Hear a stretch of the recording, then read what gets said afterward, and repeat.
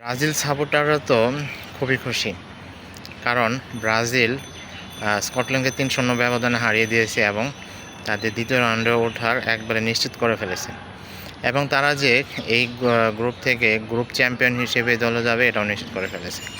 যদিও তাদের দ্বিতীয় রাউন্ডে খেলা এখনও কনফার্ম হয়নি যে কাদের সাথে খেলবে, কোন দেশের সাথে দ্বিতীয় রাউন্ডে খেলা পড়বে, এটা এখনও শিওর হয়নি, কিন্তু হয়ে যাবে আজকে কালকার মধ্যেই।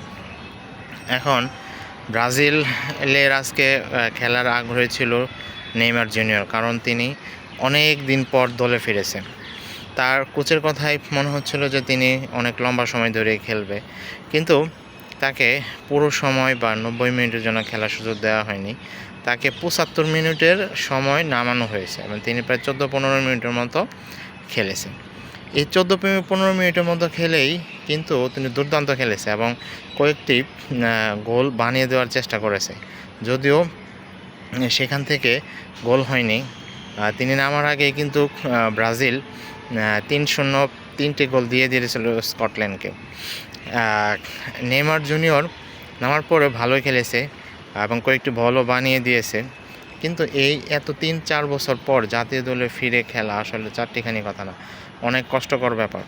কারণ আপনি যদি 2-3 বছর কোনো খেলার মধ্যে না থাকেন, জাতীয় দলে না খেলেন, তাহলে আপনার ওই 2-3 বছর পরে যা জাতীয় দলে খেলে যাওয়া একটু কষ্টকরই ব্যাপার।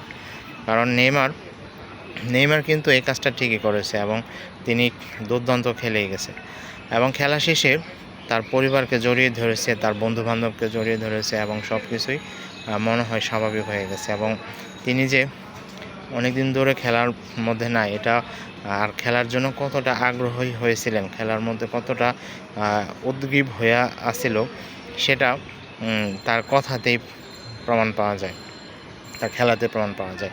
তিনি এই খেলার জন্য কিন্তু অনেক কষ্ট করেছে এবং বিশেষ করে তিনি যখন জাতীয় দল বিশ্বকাপের দল ঘোষণা করা হয়েছিল, তখনও কিন্তু নিশ্চিত ছিল না যে নেইমার জুনিয়র খেলবে কিনা, কিন্তু নেইমার জুনিয়র আসলে দলের সুযোগ পেয়ে কেঁদে দিয়েছিল।